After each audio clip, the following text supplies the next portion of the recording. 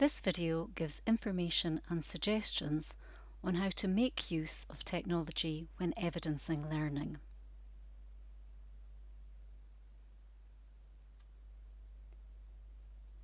The following information on assessment is taken from Building the Curriculum 5. How we assess. Assessment involves gathering, reflecting on and evaluating evidence of learning to enable staff to check on learners' progress using a variety of approaches and a range of evidence. Teachers need a range of assessment approaches to assess the different types of achievements across the curriculum. The evidence will be different depending upon the kind of learning being assessed, the learning activity, and learners' preferences about how to show what they have learned. Evidence will come from day-to-day learning as well as from specific assessment tasks, activities, tests and examinations. Designing discussions, tasks and activities. Assessment is part of the process of directing learning and teaching towards outcomes through enriched experiences and needs to be planned as such. Staff need to design effective discussions, tasks and activities that elicit evidence of learning. Staff should consider the following questions. How will we remove barriers to learning and achieving? What do learners have to say, write, do or produce to demonstrate success? It's not all about writing. What do learners have to say, write, do or produce to demonstrate success?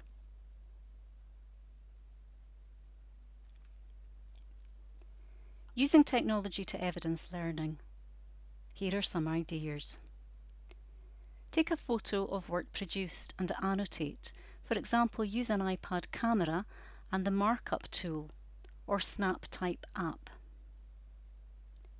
Record some audio evidence. For example, use an EasySpeak, MP3 player, insert audio in OneNote, or use Puppet Pals app.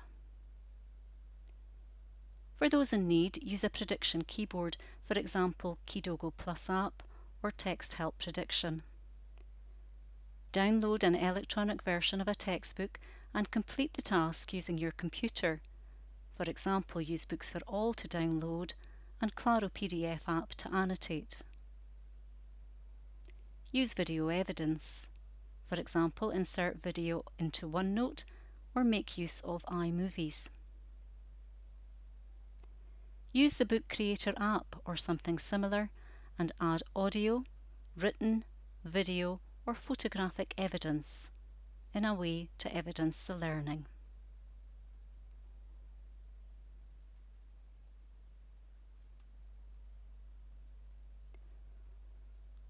All Scotland's children and young people are entitled to support to enable them to gain as much as possible from the opportunities that Curriculum for Excellence provides. Some children may need additional support. Curriculum for Excellence is an inclusive curriculum from 3 to 18, wherever learning is taking place. The diversity of learners challenges policymakers, teachers and others to provide education that is able to flexibly respond to that diversity. We need to respond in such a way that barriers to participation, learning and achievement are removed. Inclusion and equity are promoted, and a high-quality education for all is developed and sustained. Please be flexible and inventive. Consider technology when evidencing a pupil's learning to ensure they are given the best chance to showcase their abilities utilising a method that suits their needs. There now follows a demonstration of using technologies to evidence learning. This demonstration utilises an iPad, however other devices can also be used.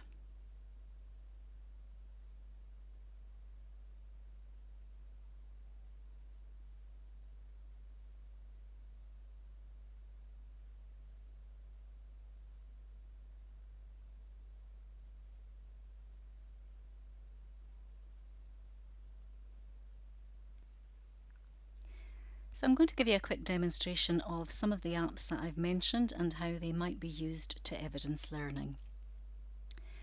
Starting off with OneDrive. OneDrive is a store of information, so if you're going to use the iPad to evidence the learning, you might want to put any of that learning into OneDrive thereafter. What I've actually done is in OneDrive, when you first click on the app, it asks you for your email address. So I put in my Glow email address, and it then springboards you to the RM Unify page and asks you for your Glow password. Once you've done that, you're actually logged in to OneDrive, your own personal account where you can store information. At the bottom of the OneDrive screen, you can see at the bottom right hand side it says Me, and if I click on Me and then scroll up on the left hand side, you can see the option to sign out of the account.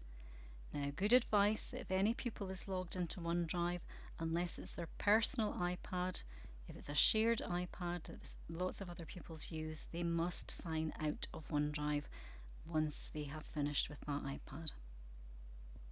So that's your store of information where you can put any of the files or evidence that you have. SnapType is available as a free version. The light or free version only allows you 3 documents, but you can then upload them to OneDrive when you finish with them, and you could then delete them and continue to use your quota of 3 documents. So if I go into SnapType, very straightforward screen. At the top left hand side you'll see it says New Document, so I'm going to click on New Document and from there go into my camera photographs and upload a photograph that I've taken. So here we go, New Document first. I'm going to go into the library, and from the library I'm going to upload that photograph of an iPad screen.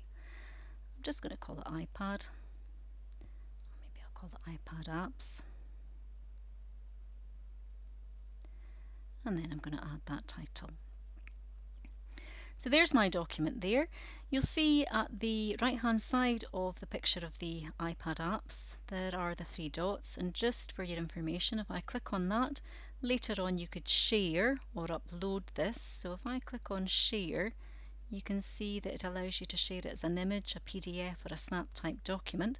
Likelihood is you would save it as a PDF, and then you could import it to OneDrive. So that's how you'd actually save your work later on, via the 3 dots, share, make it a PDF and import it into OneDrive.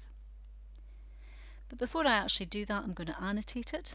So if I click on the document itself, not an awful lot that you can do in the free version apart from annotating it. I'm just going to tap on the screen, and when I tap on the screen the keyboard appears. So I will type in, I can reduce the size of what I'm typing, so make it small, Doodle Buddy, which is one of the apps on that screen. And then if I shrink my keyboard down, and I can move the label about the screen, here we go.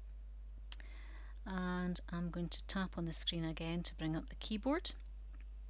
And this time I'm going to type in iBooks. And shrink it down and then move my label across. Now if I hold, I can actually delete that label. So the holding process will delete the label. So you can imagine a pupil can take a photograph of something they've produced and maybe put in the step-by-step process that managed to get them to the finished product, thus annotating their work and evidencing what they've learned. From this screen also you can upload it if you wish. So there's the upload icon at the top right hand side, and I'm going to upload it as a PDF file, and then again I would import to OneDrive. And when I was finished with the document, so if I save the document, when I'm finished with the document, if I have 3 documents, I maybe then want to delete and make space for others. So that's SnapType, a very straightforward annotating tool. Now you can actually use the inbuilt functionality of an iPad to mark the picture yourself. So I've just gone into my photos, and at the top right hand side the edit tool just next door to details, if I click on that And one of these ones here, I forget which one it is. Let's just check. Yes, the one at the bottom, the 3 dots, it says markup. And markup turns off live photos, that's okay. And that then allows me from the tools at the bottom to add something in pencil form, or maybe just add some text. So there's a text box, and if I edit the text box, and I can then start typing. And thus annotating that photograph. So again, very similar to SnapType, but you're doing it within the iOS functionality. There we go, I've annotated that photograph without using an extra app. OneNote next. So if I click on OneNote, you can see I'm logged into OneNote. By logging into OneDrive, that would automatically log you into OneNote as well. If you didn't log into OneDrive, you might have to separately log into OneNote. Procedure is the same. Glow email address, springboard you to the RM Unify page, and Glow password. So you'll see that I have a few notebooks on the far left. And then the next section is for sections, and there are sections for quick notes, new section 1, literacy and evidence and learning. And within that green section, the evidence and learning section, I have one page, an untitled page, but I'm going to add another page. So at the bottom middle of my screen, add page, and I'm going to call this audio file.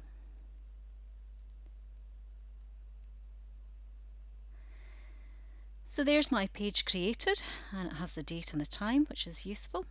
And I'm just going to click below that date and time so I can start to type should I wish to. I could use, if I wanted to, the iOS keyboard, and that would allow me to use Siri to dictate, so using speech to text. But what I actually want to do is just to add an audio file, a sound file. So about halfway along you see it says audio, and I'm going to click on audio. I am adding an audio answer to the question that I have been asked in order to evidence my learning. And if I press stop recording, there we go, that's been created. So clicking on the audio file, and from the black menu I can now press play.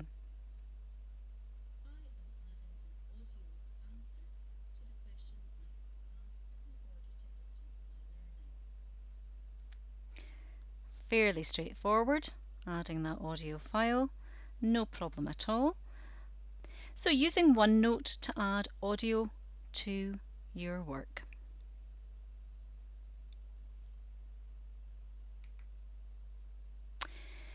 Keyboards that I'm using at the moment, the Kidogo Plus keyboard has a predictor. It is relatively cheap. Read and Write also has a predictor. It is more expensive because it has more functionality. Books for All. So using Books for All, you can download a digital book from the Books for All database, provided you are a teacher with a Glow password. So I will go into Safari. So I've already pre-prepared this in Safari. So if I go to my first tab, you can see it says Login with Glow just at the top right hand side there, and you would log in with Glow in the usual way, your Glow details and your Glow password. And then in the search section at the top you could search for a book. So it may be a maths book, it might be a novel, it could be a variety of things. But the book that I've searched for is the Scottish Heinemann Maths book. And once I've got it, I would just download it. And once you download it, you can touch the screen and you can open it in an app where annotation could take place.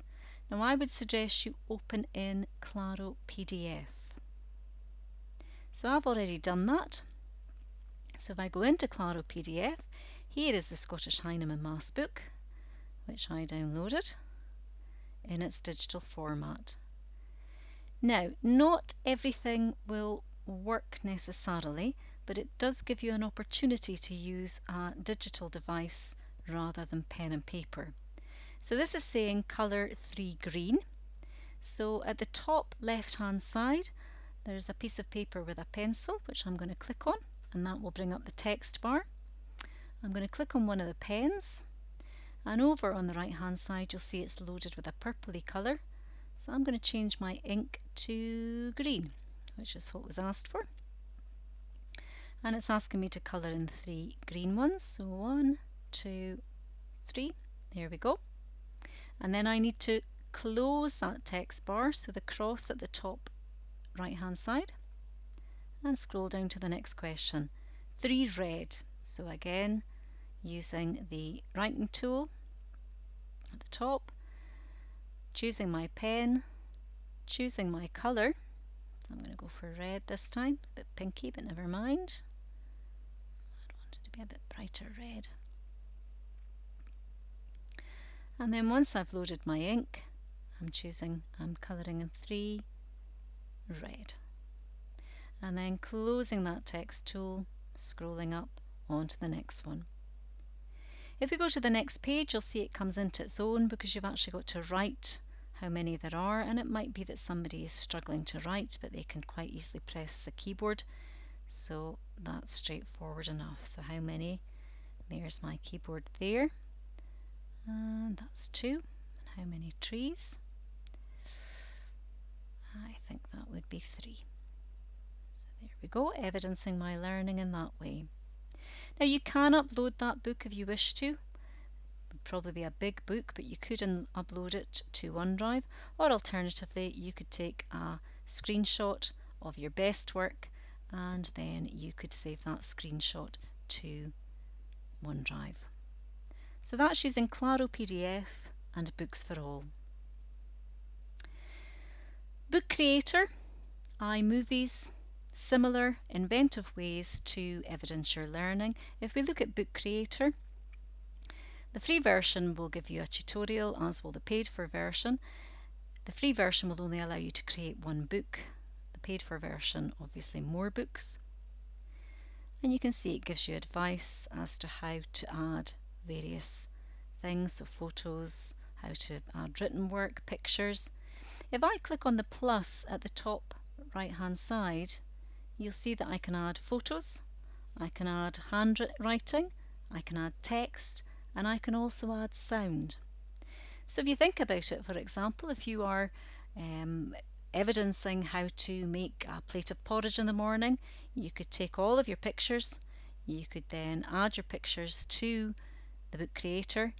The majority of the work could be sound files with a few labels, written labels every so often, but that would give you a good piece of work to evidence that somebody knows the sequence of creating their breakfast cereal in the morning, and they've done that in an inventive way that suits their style of showcasing their work.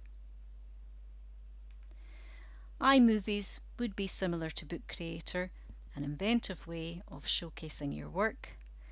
And if you're unsure how to use any of these, just a quick search will find a variety of either videos, how to use iMovies in the classroom, or some help. iMovies, all about apps in your classroom. And likewise for Books Creator, so that was just using Book Creator in the classroom that I typed up, and a variety of YouTube videos, and also help instructions for educators. So a wealth of information out there, but normally you would find that the children would be quite proficient in using these apps and quite happy to showcase their learning in that way. So there we go, a demonstration of some apps and an iPad which can be used to evidence your learning. Remember, other tablets, other devices can be used, but basically you're showcasing it in a slightly different way, which works in the way that the child is happy to showcase their learning. Hopefully this has given you some food for thought. Thank you for watching this video.